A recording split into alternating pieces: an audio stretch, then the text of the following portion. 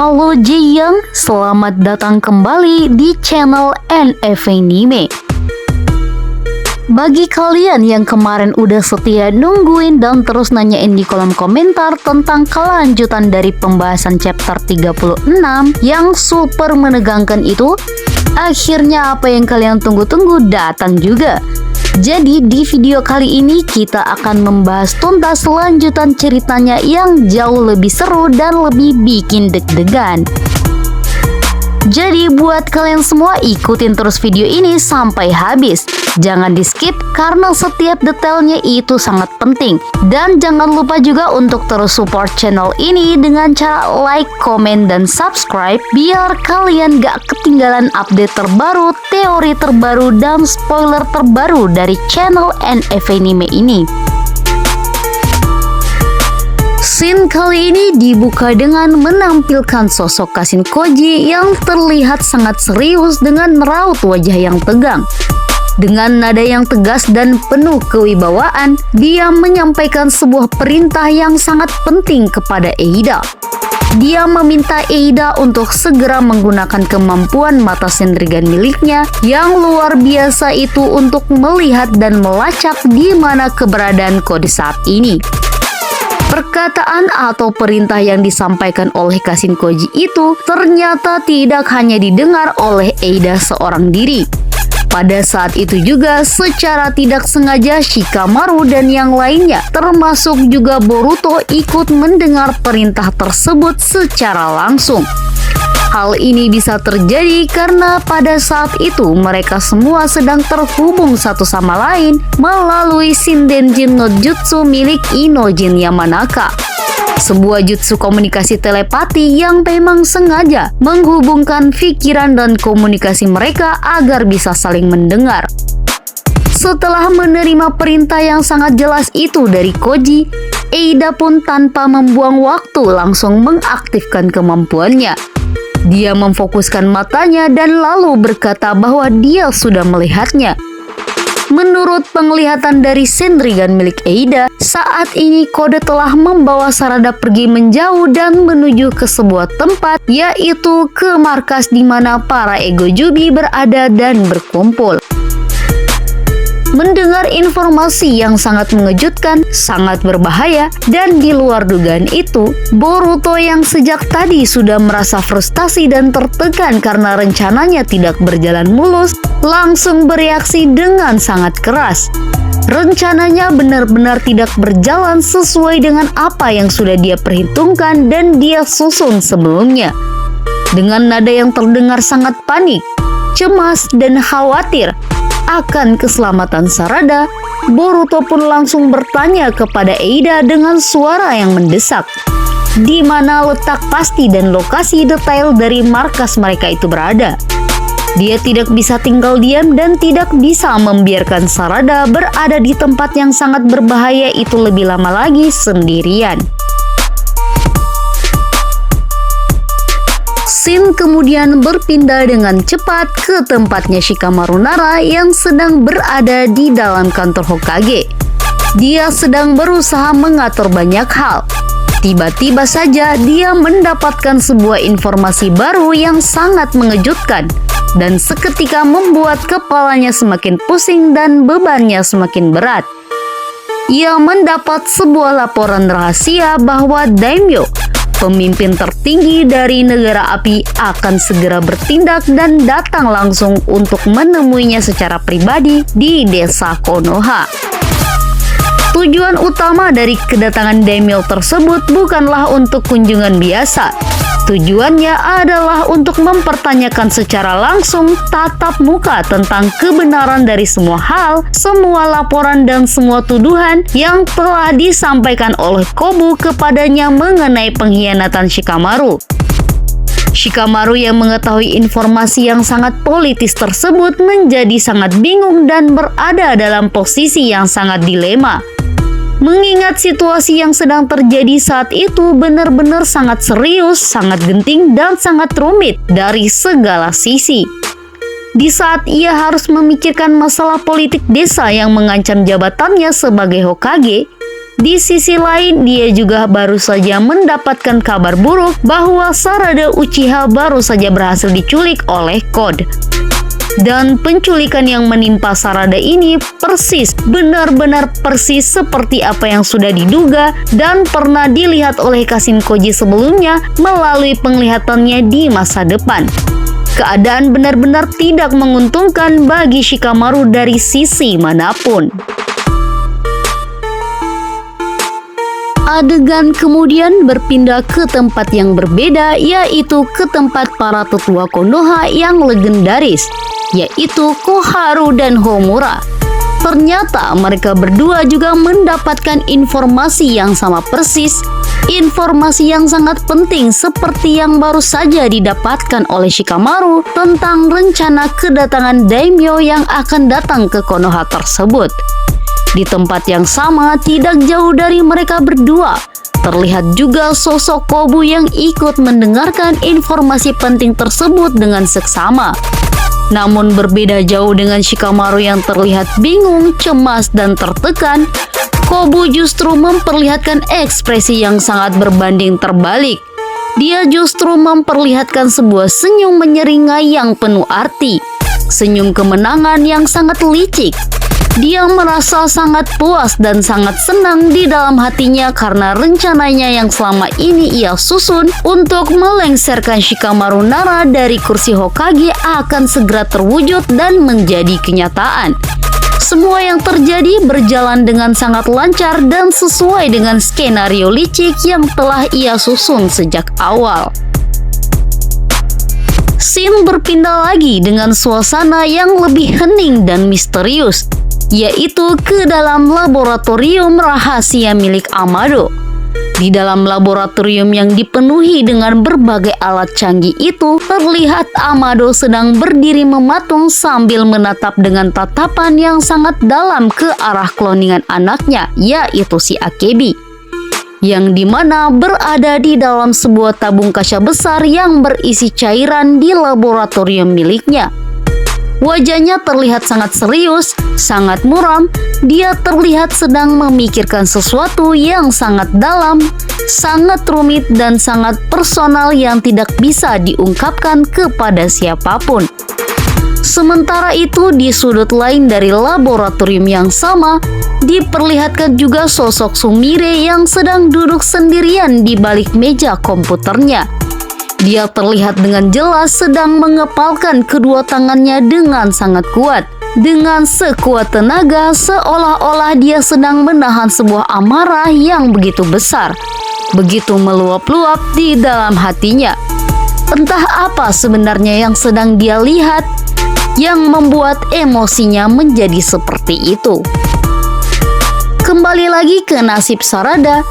Diperlihatkan Sarada yang tiba-tiba saja muncul dari balik dimensi Tsumeato milik Code, dan dia muncul tepat di dalam markas milik Jura. Saat itu, di dalam markas tersebut yang terlihat hanya ada Hidari seorang diri tanpa ada ego jubi lainnya. Sarada yang menyadari bahwa dirinya saat ini sedang berada dalam situasi yang paling berbahaya, yaitu berada di antara dua karakter yang menjadi musuh paling berbahaya dan paling tidak bisa dia lawan sendirian. Dia segera bersiap siaga. Dia langsung mengaktifkan Sharingan miliknya untuk berjaga-jaga. Dia kemudian mencoba untuk tetap waspada dan tetap tenang untuk menghadapi dua karakter mengerikan tersebut, sambil di dalam hatinya yang paling dalam dia terus berharap dan berdoa agar Boruto bisa segera datang untuk menyelamatkannya. Dia berharap dia tidak perlu lagi terpaksa harus menggunakan kekuatan terlarang miliknya, yaitu Mangekyo Sharingan. Namun sesuatu yang sangat aneh dan tidak terduga terjadi. Hidari perlahan-lahan berjalan mendekat ke arah Sarada dengan langkah yang pelan. Dia berjalan bukan untuk menyerang, melainkan untuk memastikan apa yang ia rasakan di dalam dirinya sendiri. Sebuah perasaan yang aneh. Bukannya langsung menyerang Sarada dengan membabi buta, Hidari malah mengulurkan tangannya dengan lembut seolah-olah dia ingin menyentuh dan meraih Sarada. Sarada yang melihat hal yang sangat tidak biasa tersebut menjadi sangat kaget dan bingung. Terlebih lagi ketika ia melihat dengan jelas ekspresi wajah Hidari yang sangat mirip. Benar-benar sangat mirip dengan ayahnya, yaitu Sasuke Uchiha. Karena keterkejutan dan perasaan aneh yang bercampur aduk itu, Sarada pun menjadi terdiam membeku di tempat, dan tanpa sadar di luar kendalinya, dia pun menyambut dan membalas uluran tangan dari Hidari tersebut.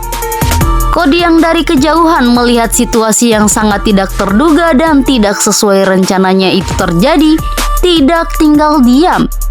Dia tidak ingin Hidari terpengaruh oleh Sarada. Dia segera memunculkan para Tsumeyaka dalam jumlah yang sangat banyak untuk langsung menyerang Sarada di saat dia sedang lengah dan terdistraksi oleh Hidari. Shin kemudian berpindah dengan sangat cepat kembali ke desa Konoha yang sedang siaga. Para tim sensor yang sedang berjaga dan terus memantau keadaan desa tiba-tiba merasakan sesuatu yang tidak beres. Sebuah cakra yang sangat besar dan mengerikan. Mereka segera menghubungi Shikamaru dengan nada panik karena mereka merasakan cakra jura yang sangat besar dan sangat khas itu datang lagi untuk kesekian kalinya berkunjung ke Konoha. Shikamaru yang mendengar laporan yang sangat mendesak itu langsung bertanya dengan tegas dan cepat. Apakah hanya Jura saja yang datang kali ini atau bersama dengan Ego Jubi lainnya?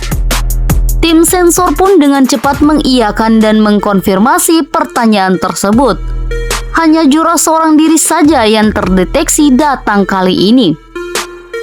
Tidak seperti biasanya, jika Jura datang ke Konoha, dia biasanya hanya akan pergi ke toko buku untuk membaca atau pergi ke tempat makanan untuk mencoba memakan sesuatu. Namun kali ini situasinya sangat berbeda dan janggal. Cakranya terdeteksi bergerak lurus, tidak berbelok-belok dan mendekat lurus ke arah satu tujuan, yaitu kantor Hokage. Shikamaru yang mendengar hal yang sangat tidak biasa tersebut pun menjadi semakin waspada dan tegang.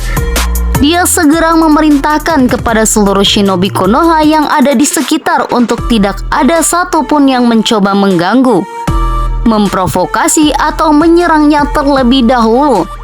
Akan tetapi mereka harus tetap dalam keadaan siaga penuh, waspada penuh, dan siap bertarung kapan saja.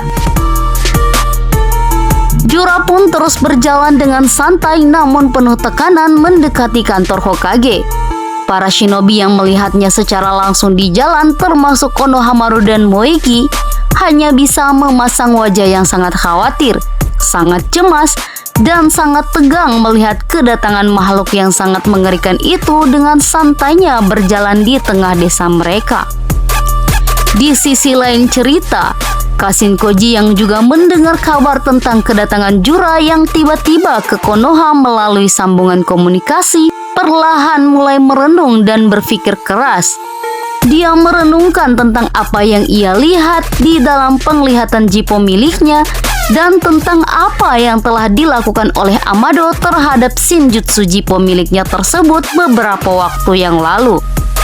Semuanya terlihat sangat akurat dan sangat sinkron. Bahkan pembaharuan penglihatan masa depannya menjadi jauh lebih cepat dan lebih presisi dari sebelumnya. Semua kejadian yang sementara terjadi saat ini, satu persatu seolah-olah sangat tepat dan sangat pas dengan waktu ketika Amado menculiknya dan merubah sistem pembaharuan serta keakuratan Jippo itu sendiri. Seakan-akan Amado sudah tahu dan sudah memprediksi semua kejadian yang akan terjadi di masa depan, sehingga dia sudah mewaspadai semuanya dari jauh-jauh hari dengan cara memprogram ulang cyborg yang nantinya akan berperan sangat penting dan sangat krusial di dalam pertarungan besar yang akan datang. Sementara itu di sisi lain, Boruto bersikeras dengan pendiriannya. Ia ingin segera pergi untuk menyelamatkan Sarada secepat mungkin. Dan menurut analisis Kashin Koji, itu adalah cara yang paling tepat dan paling logis untuk saat ini. Tujuannya adalah agar Boruto tidak harus berhadapan langsung dan bertarung melawan Jura di dalam Konoha yang bisa menghancurkan desa.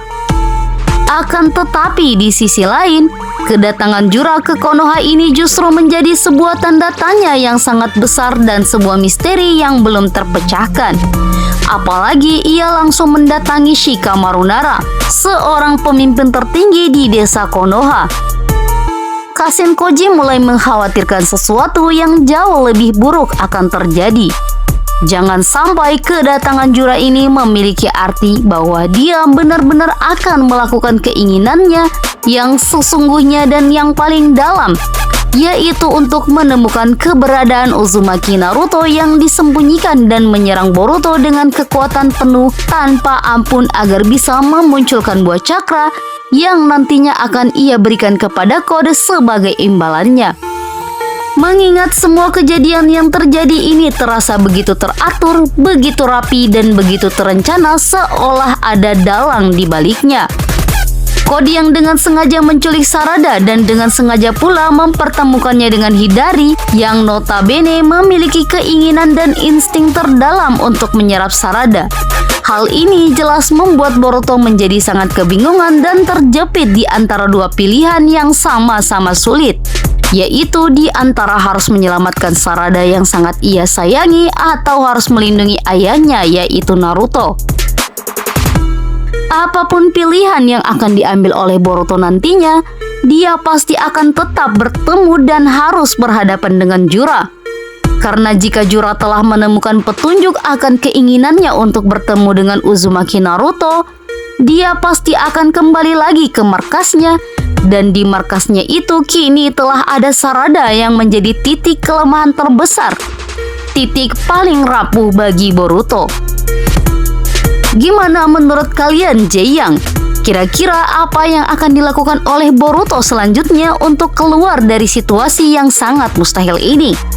Apakah dia akan memilih untuk menyelamatkan Sarada? Atau dia akan tetap bertahan di Konoha untuk melindungi desanya dari Jura? Tulis semua pendapat, teori, dan prediksi kalian di kolom komentar di bawah ya. Terima kasih sudah menonton sampai akhir Teori Admin.